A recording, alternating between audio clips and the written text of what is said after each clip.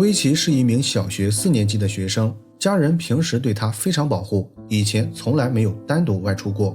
然而就在第一次尝试独自出门时，意外却突然发生了。仅仅几分钟后，她就被坏人盯上，逮到了危险的地方。案发后，警方积极介入调查，他们想尽了一切办法，试图挽救这个年轻的生命。但非常不幸的是，一切都晚了。找到他时，已经成了一堆白骨。凶残的歹徒到最后也没有承认罪行，不过最终还是付出了应有的惩罚。那么究竟发生了什么？接下来让我们走进这起案件。大家好，我是大熊。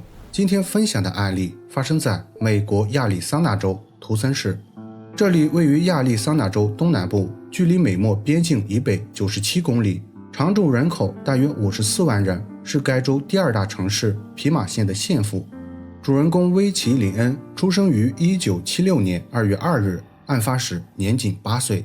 威奇成长在一个重新组合的家庭，作为家里最小的女孩，她从小得到了父母特别照顾，在一个充满爱意的氛围里快乐长大。与大多数同龄的孩子一样，威奇对新鲜事物充满好奇，她不喜欢待在家里，平时最爱和姐姐们到户外玩耍。每当他们外出的时候，父母总会叮嘱稍大的孩子照顾好威奇，不要让他接触任何可能有危险的事情。所以在很长的一段时间里，威奇从没有独自外出过。直到7岁的时候，父母才稍微放松了对他的约束。这年圣诞节，威奇的父母给他买了一辆粉红色脚踏车，他们希望威奇以后能慢慢接触这个世界。威奇非常喜欢这份礼物，这意味着他以后可以独自外出了。收到礼物的这天，威奇兴奋地站在脚踏车旁，让父母拍下了这张合照。然而不幸的是，仅仅过了1年后，这张原本记录美好时刻的照片，就因为一场突如其来的意外被张贴在了城市的各个角落。1984年9月17日，一个晴朗的周一早上，威奇像往常一样和姐姐斯蒂芬妮去了学校上课。通常情况下，他会和姐姐一起放学回家。不过这天斯蒂芬妮需要参加学校活动，所以在下午3点放学后，威奇就独自回家了。这是他第一次一个人走在大街上。威奇有些兴奋，同时也有点害怕，因为父母常常告诫他外面可能不太安全。不过好在一切都很顺利，没多久威奇就安全回到了家中。此时他的继父还在外面工作，姐姐们也都还没有放学回家，家里只有他的母亲黛比和年幼的弟弟。当黛比得知威奇是独自回家后，心里感到非常欣慰。他认为女儿已经长大了，可以独立面对一些事情。正好现在他就有一件比较着急的事情需要处理。早些时候，黛比给一位即将过生日的亲戚写了祝福贺卡。由于他要在家照顾孩子，不方便出门，所以一开始就想让邻居外出时帮忙把贺卡放到附近的邮箱。然而不巧的是，这天邻居有事改变了计划，所以这封贺卡一直还在家里。为了不耽误贺卡派送时间，黛比就决定让威奇帮忙完成这项工作。威奇非常愿意帮助母亲，这样他既能获得母亲的认可，也能顺便到外面溜达一下。于是在和母亲道别后，威奇就骑着心爱的脚踏车很快出门了。邮局距离他们家很近，来回时间不会超过10几分钟，所以一开始黛比并没有意识到会有危险。直到大女儿斯蒂芬妮放学回家后，她才发现威奇已经出门近半小时了。黛比赶紧让斯蒂芬妮出门寻找，看看威奇是不是贪玩去了同学家。不过很快她就得到了一个不好的消息。10几分钟后，斯蒂芬妮哭着跑回家，告诉母亲威奇不见了，她在路上发现了威奇的脚踏车。听到这件事情以后，黛比立刻感觉到了危险。脚踏车是威奇最宝贵的东西，她绝对不可能丢下车子独自离开。于是黛比马上向警局报告了失踪的消息。接到报警后，警方很快介入调查。通过了解失踪前后的所有经过，他们判断威奇没有回家，大概率是遭遇了绑架。在对发现威奇脚踏车的地方仔细检查后，警方也确实找到了支持这一理论的线索。威奇的脚踏车后面有轻微撞击痕迹，车体本身也有不同程度的擦伤。如果是遗弃的话，不会出现这种现象。另外，距离脚踏车不远的油箱柱子上，警方也发现了一处可疑的撞击痕迹。与脚踏车上面的撞击不同，这次的力度很大，整根柱子已经发生了形变。经过测量，撞痕的高度大约离地30厘米左右，撞痕表面非常干净，裸露的金属上没有生锈，也没有腐蚀现象，因此警方判断柱子上的撞痕是一辆拥有坚固保险杠的汽车造成的，而且很有可能脚踏车和柱子的撞击发生在同一时间。如果这种假设成立的话，那这名歹徒肯定使用了别车的方式将薇琪强行拦下，然后在倒车逃跑的时候又不小心撞到了旁边的柱子，所以才留下了这2处不太明显的撞击痕迹。得出结论后，警方首先要调查案发这段时间周围有没有出现过符合这一特征的汽车。于是他们又对附近的住户进行了走访，没费多大力气，警方就得到了一条重要线索。一名邮局附近的住户表示，这天下午3点左右，他在家里打扫卫生的时候，透过窗户看到了一辆黑色轿车。这辆车的底盘很低，而且前后也拥有坚固的保险杠。驾驶这辆汽车的司机是一名留着长头发和胡须的白人男性，他的年纪不大，看起来大概30出头的样子。当时这名男子一直开车在他们家附近来回游荡，他不止一次看到过这辆汽车。一开始他还以为这名男子可能是迷路了，所以也没有特别在意，直到他发现这名男子正试图和自己在外面玩耍的女儿搭讪后，才彻底搞清了这名男子的真正意图。随后他马上冲出家门，打算和这名男子进行对峙。然而他刚一出门，这名男子就立马升起车窗，迅速离开了那里。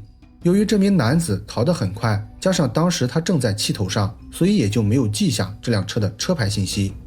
目击者的描述很快引起了警方的注意，很明显，这名长发男可能是一个专门对小朋友下手的惯犯，而且大概率就是绑走薇琪的人。于是他们马上对该地区有过类似犯罪前科的人员进行了逐个调查。不过遗憾的是，这些嫌疑人全都提供了相应的不在场证明，所以这条线索也就暂时中断了。第二天一早，经历了一夜痛苦煎熬后，薇琪的父母通过媒体向民众发起了求助。他们呼吁知情者尽快向警方提供线索，同时也恳求带走薇琪的人不要伤害她。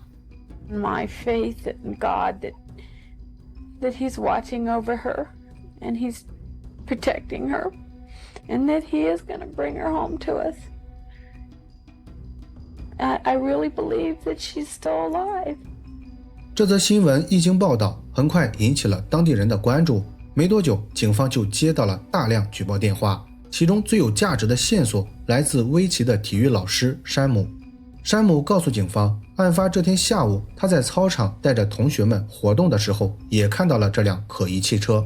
这是一辆挂着加州牌照的双门跑车，驾驶的司机是一位留着齐肩长发和胡须的中年男子。当时这名男子的行为看上去非常可疑，一直在操场附近不停制造引擎轰鸣声，吸引孩子们的注意。出于保护学生的目的，他特意留意了这名男子的样貌，并且记录下了驾驶车辆的车牌信息。事后他认真对比过警方公布的嫌疑人画像，认为当时看到的那位司机和画像中的男子非常相似。掌握了这条重要线索后，警方立即与加州有关部门取得了联系。通过查询车牌信息，他们很快确定了嫌疑人身份，这个人就是弗兰克·贾维斯。时年28岁的弗兰克有过多次犯罪前科，他的犯罪动机大多数是性犯罪。案发前8个月，刚刚在加州被假释出狱。通过调查弗兰克的犯罪记录，警方几乎认定了他就是绑走薇琪的人。于是他们马上按照汽车的登记地址去到了弗兰克位于洛杉矶的老家。可惜的是，他们这次扑空了。弗兰克早就离开了那里，家里只有他年迈的父母。得知警方的来意后，弗兰克的母亲非常不配合，她拒绝透露儿子的任何下落，并且很快就把警方赶出了家门。就在警方苦恼弗兰克去向的时候，他们突然接到了弗兰克父亲的电话。弗兰克的父亲是一个非常正直的人，他告诉警方，刚才妻子在家，他不方便说话，但是如果儿子犯了错误，他绝对不会包庇。于是很快把弗兰克的下落告诉了警方。根据弗兰克父亲提供的线索，他们很快在德州科尔维尔市以违反假释条例的罪名将嫌疑人弗兰克抓获。在被逮捕后，弗兰克表现得非常淡定，他承认案发那天去过薇琪所在的社区，但否认自己与这起案件有任何关系。显然警方是不会相信这种说辞，于是他们又对弗兰克的汽车进行了仔细检查。当时这辆车已经被清理干净，上面既没有血迹，也没有威奇的指纹，甚至连一根头发丝都没有找到。不过经验丰富的调查员还是发现了一些细微的线索。汽车的前后保险杠上都有明显的撞击痕迹，后保险杠上的撞痕高度与受损的油箱高度相同，前保险杠下面有一处凹陷，周围还有粉红色油漆擦痕。通过对比可以确定凹陷的深度和高度与脚踏车踏板相同，擦痕上的粉红色油漆分析后也确定和脚踏车上的油漆成分一致。最关键的是，脚踏车的制造商表示，这种粉红色油漆是他们独家研发的，别处根本买不到。虽然警方已经掌握了大量证据，但还不足以证明弗兰克实施了犯罪，只能说明弗兰克驾驶汽车和威奇的脚踏车发生过碰撞。当务之急，警方必须要尽快找到威奇或者是尸体，这样他们才能把所有证据串联到一起。通过分析弗兰克的行驶轨迹以及其他线索，警方判断威奇已经遇害了，尸体可能被遗弃到了离开图森市去往德州的路上。于是他们又沿着这条线路展开了大规模排查。这次警方动用了空中力量和上百位搜寻队员，不过图森市地广人稀，周围到处都是沙漠，所以排查工作一直进展得很不顺利。直到案发的7个月后，一位户外探险的男子意外在图森市郊外的沙漠发现了人类头骨，这才让警方缩小了检查范围。经过近1周不间断努力，警方终于找到了几块比较重要的尸骨。通过比对牙科记录的方式，他们最终确定受害者就是威奇。由于法医没有在骨头上发现骨折现象，也没有任何能判断死因的依据，所以他们并不清楚威奇遇害前的遭遇。不过考虑到弗兰克以往的犯罪经历，警方也能想到他对威奇做了些什么。根据目前掌握的线索，他们重建了事发的全部经过。案发这天，弗兰克一直在图森市四处寻找作案目标。他先去了学校，又到了邮局，不过这2次全都没有得逞。弗兰克有些不甘心，决定继续在附近寻找。很快他就发现了独自回家的威奇。弗兰克认为威奇是个很好的目标，于是就一直尾随在后面寻找机会。当他们来到一处人烟稀少的道路后，弗兰克稍微提高了车速，撞向了威奇的脚踏车。受到惯性影响，脚踏车卡在了保险杠下面，留下了凹陷和刮痕。在把威奇抱上汽车后，弗兰克马上掉头准备离开现场。由于心里有些紧张，他在倒车时不小心撞到了路边油箱，所以又在上面留下了撞击痕迹。离开闹市区后，弗兰克把车开到了郊外沙漠，在那里他对威奇实施了犯罪。1987年3月26日，威奇遇害的近3年后，此案进入了审判流程。弗兰克·贾维斯因1级谋杀罪被判注射死刑。弗兰克对判定结果表示不服，并且提起了上诉。